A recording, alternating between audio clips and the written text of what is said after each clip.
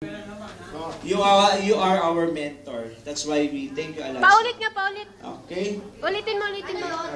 Kasi ako may sasabihin learn. We learned something for you.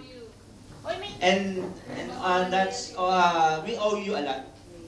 And thank you very much, Mr. Lajete. Arthur.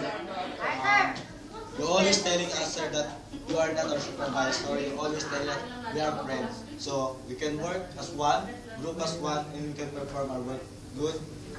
And even though we always making drama at you, still you are there helping us. You always caught us sleeping. It's no problem. And we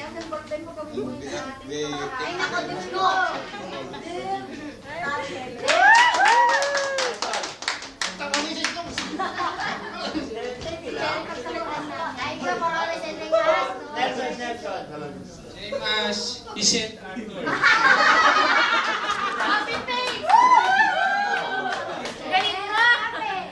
Oh, group hug. Thank you, sir. Oh, group hug. Group hug. Ay, ito rin isa pa. Oh, isa pa, another one.